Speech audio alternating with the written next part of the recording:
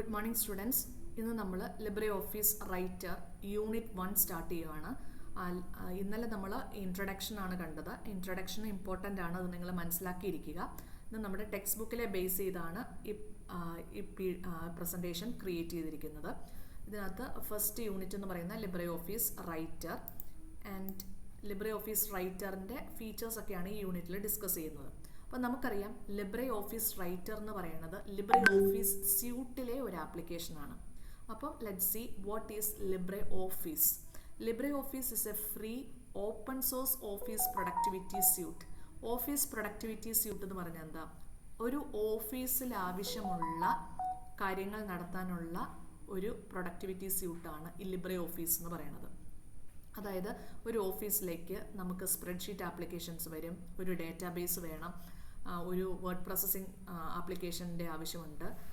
അപ്പോൾ അങ്ങനെയുള്ള കാര്യങ്ങളെല്ലാം ഉള്ള ഒരു ഓഫീസ് പ്രൊഡക്ടിവിറ്റി സ്യൂട്ടാണ് ലിബ്രെ ഓഫീസ് എന്ന് പറയുന്നത്. This is developed by the Document Foundation. Document Foundation എന്ന് പറയുന്ന ഒരു നോൺ പ്രോഫിറ്റ് ഓർഗനൈസേഷൻ ആണ് ഇതിൻ്റെ founders. And the latest version of LibreOffice എന്ന് പറയുന്നത് ലിബ്രെ ഓഫീസ് 25.2.4 ആണ്. ആൻഡ് ലിബ്രെ ഓഫീസിലെ ഓരോ കമ്പോണൻസും ഓപ്പൺ ഡോക്യുമെൻറ്റ് ഫോർമാറ്റ് സപ്പോർട്ട് ചെയ്യുന്നതാണ്. What is open document format എന്നുള്ളത് നമ്മൾ പഠിക്കേണ്ടത്. ആൻഡ് ലിബ്രെ ഓഫീസിൽ നമ്മൾ ഉണ്ടാക്കുന്ന ലിബ്രെ ഓഫീസിലെ ഡിഫറെൻറ്റ് കമ്പോണൻസിൽ കാൽക്കിലാകാം, ഇംപ്രസ്സിലാകാം, അല്ലെങ്കിൽ റൈറ്ററിലാകാം, എവിടെ ഉണ്ടാക്കുന്ന ഡോക്യുമെൻ്റ് ആണെങ്കിലും വേറെ ഓഫീസ് സ്യൂട്ട്സിൽ അത് ഓപ്പൺ ചെയ്യാനും വേറെ ഓഫീസ് സ്യൂട്ട്സിൽ ക്രിയേറ്റ് ചെയ്യണത് നമുക്കിവിടെ യൂസ് ചെയ്യാനും പറ്റുന്നത് ഈ ഓപ്പൺ ഡോക്യുമെൻറ്റ് ഫോർമാറ്റിൽ സപ്പോർട്ട് ചെയ്യുന്നത് കൊണ്ട് മാത്രമാണ്. ഇനി നമുക്ക് നെക്സ്റ്റ് സ്ലൈഡ് കാണാം. ലിബ്രെ ഓഫീസ് സ്യൂട്ടിലെ കമ്പോണൻസ് ഞാൻ പറഞ്ഞു. ലിബ്രെ ഓഫീസ് സ്യൂട്ട് എന്ന് പറയുന്നത് ഒരു ഓഫീസ് യൂസിന് വേണ്ടിയിട്ടുള്ള ഒരു സ്യൂട്ട്. നിങ്ങൾക്ക് ഫെമിലിയർ ആയിരിക്കും, നിങ്ങൾക്ക് എല്ലാവർക്കും മൈക്രോസോഫ്റ്റിൻ്റെ ഓഫീസ് സ്യൂട്ട് ഫെമിലിയർ ആയിരിക്കും. അപ്പം ഞാനിതൊന്ന് മൈക്രോസോഫ്റ്റിൻ്റെ ഓഫീസ് സ്യൂട്ട് ഞാനൊന്ന് എടുക്കാം. ഇപ്പം ഞാൻ എൻ്റെ സിസ്റ്റത്തിൽ ഞാൻ മൈക്രോസോഫ്റ്റ് ഓഫീസ് 13 ഇൻസ്റ്റാൾ ചെയ്തിട്ടുണ്ട്. അപ്പോൾ അത് ഞാനിപ്പോൾ എടുക്കുകയാണ്. അതെ, മൈക്രോസോഫ്റ്റ് ഓഫീസ് 13 ഇവിടെ ഉണ്ട്. ഇനി അതിൻ്റെ കമ്പോണൻസ് നിങ്ങളൊന്ന് കണ്ടോ. ആക്സസ് ഉണ്ട്, നമുക്ക് മെയിൻ ആയിട്ടുള്ള കമ്പോണൻസ് മാത്രം നോക്കി പോകാം. അപ്പം മൈക്രോസോഫ്റ്റ് ഓഫീസ് 13 എന്ന് പറയുന്നതിൽ ഞാൻ ക്ലിക്ക് ചെയ്തപ്പം അതിനകത്ത് ഉള്ള കമ്പോണൻസ് ആക്സസ് ഉണ്ട്, എക്സൽ 2013 ഉണ്ട്, ദെൻ OneNote ഉണ്ട്, ഔട്ട്ലുക്ക് ഉണ്ട്, പവർ പോയിന്റ് ഉണ്ട്, പബ്ലിഷർ, ദെൻ വേർഡ്. ഇത്രയാണ് നമുക്ക് ഇമ്പോർട്ടൻ്റ് ആയിട്ടുള്ളത്. അപ്പം ഇത് നിങ്ങൾ കണ്ടുവല്ലോ. അപ്പം ഞാൻ ഇത് എനിക്ക് എവിടെ നിന്ന് കിട്ടുന്നത്? മൈക്രോസോഫ്റ്റ് ഓഫീസ് സ്യൂട്ടിൻ്റെ ഓരോ കമ്പോണൻസ് ആയിട്ട് ഞാനിപ്പോൾ നിങ്ങളെ കാണിച്ചു തന്നു. ഇതുപോലെ ഞാനിവിടെ ലിബ്രെയും ഇൻസ്റ്റാൾ ചെയ്തിട്ടുണ്ട്.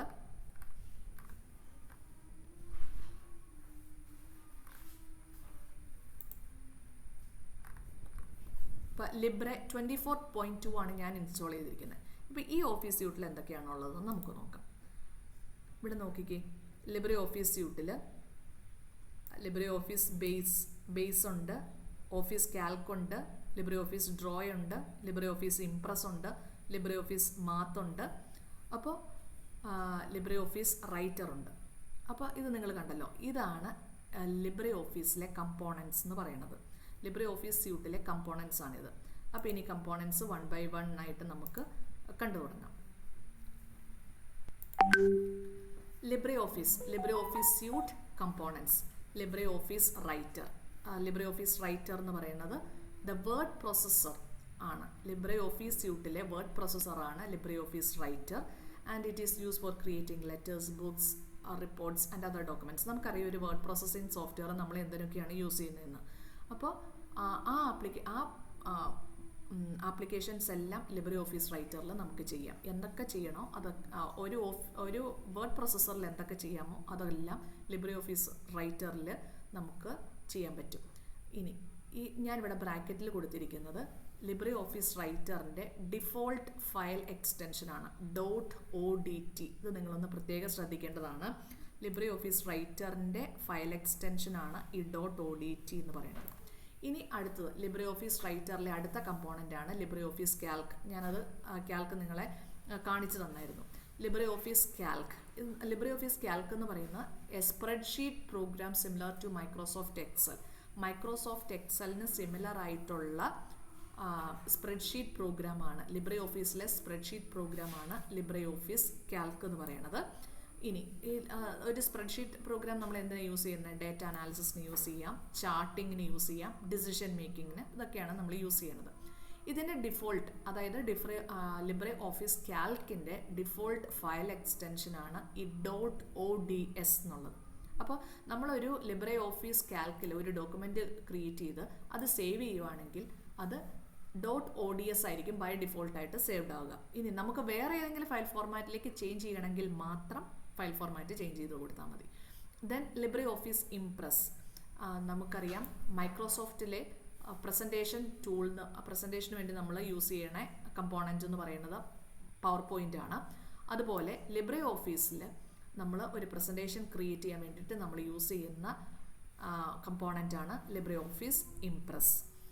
ലിബ്രെ ഓഫീസ് ഇംപ്രസ്സിൽ മൾട്ടിമീഡിയ ഫെസിലിറ്റീസ് ഉണ്ട്, animations, transitions, different drawing tools, ഇതെല്ലാം ലിബ്രെ ഓഫീസ് ഇംപ്രസ്സിലുണ്ട്.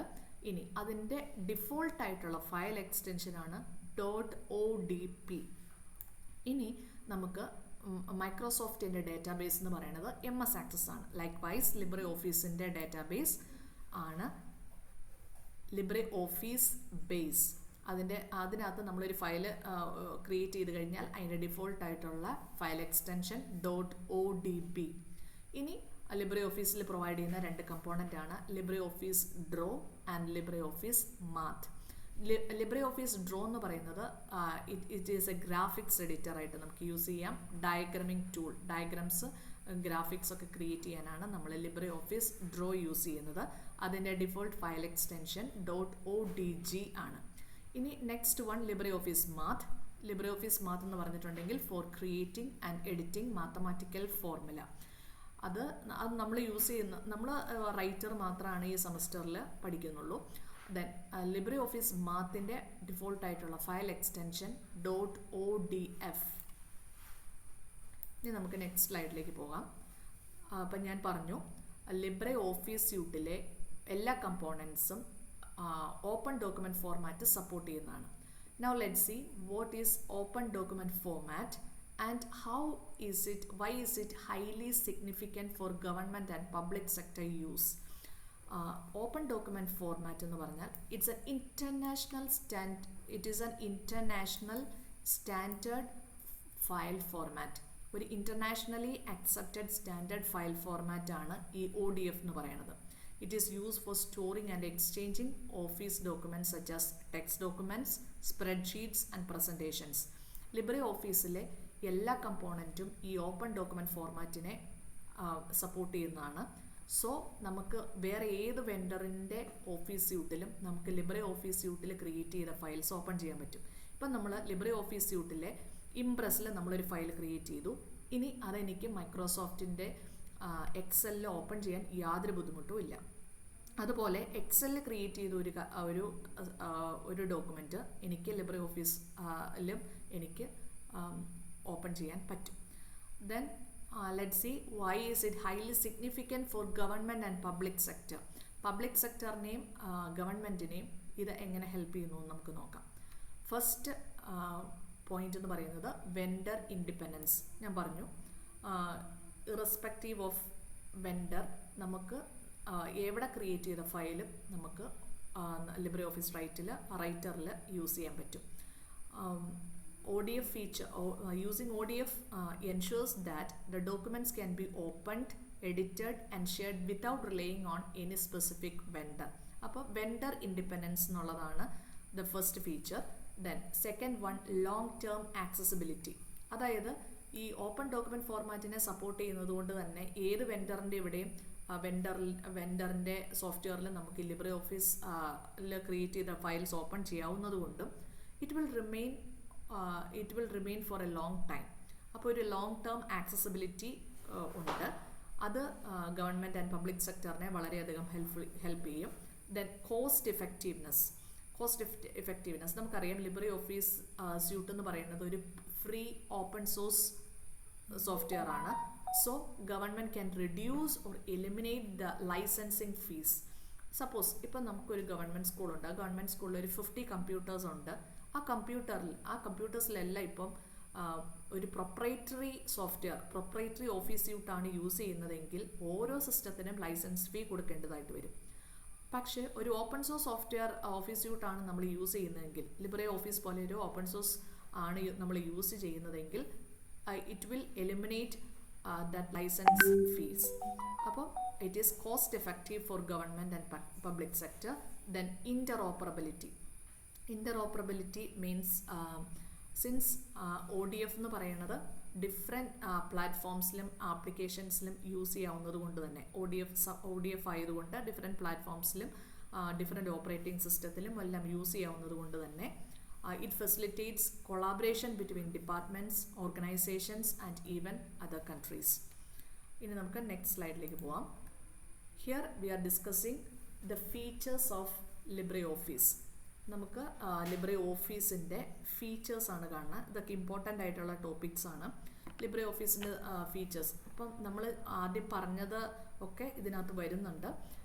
LibreOfficeൻ്റെ ഇമ്പോർട്ടൻറ്റ് ഫീച്ചറിൽ first one cross platform compatibility. Cross platform compatibility എന്ന് പറഞ്ഞാൽ ഇപ്പോൾ LibreOffice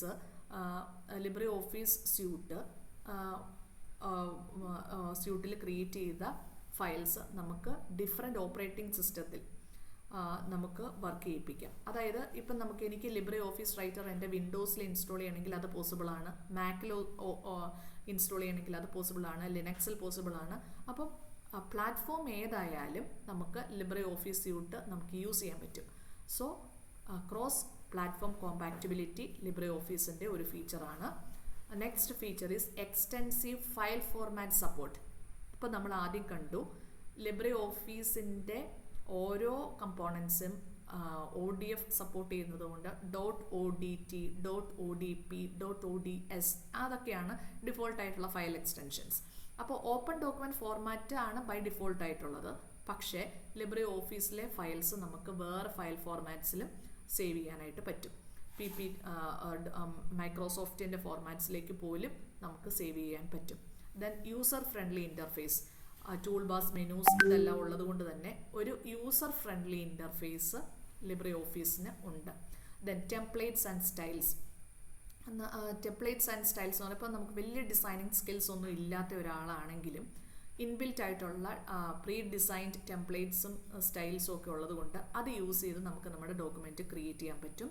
then macros and extensions. Macros എന്ന് പറഞ്ഞിട്ടുണ്ടെങ്കിൽ ഇപ്പോൾ നമ്മുടെ ഡോക്യുമെൻറ്റിൽ നമുക്ക് റിപ്പറ്റീറ്റീവായിട്ട് എന്തെങ്കിലും ഒരു ടാസ്ക് ചെയ്യേണ്ടതായിട്ടുണ്ടെന്ന് വിചാരിക്കാം. അപ്പോൾ അത് നമ്മൾ ഏതെങ്കിലും ഒരു ഷോർട്ട് കട്ട് കീ ഇട്ട് സേവ് ചെയ്ത് മാക്രോ ആയിട്ട് സേവ് ചെയ്ത് കഴിഞ്ഞാൽ വീണ്ടും നമ്മൾ ഉപയോഗിക്കുമ്പം ആ കീ പ്രസ് ചെയ്താൽ മതി. അതിനാണ് നമ്മൾ മാക്രോസ് എന്ന് പറയുന്നത്. ഇനി എന്തെങ്കിലും അഡീഷണൽ ഫെസിലിറ്റീസ് നമുക്ക് ആഡ് ചെയ്യണം എന്നുണ്ടെങ്കിൽ എക്സ്റ്റൻഷൻസും പോസിബിളാണ്.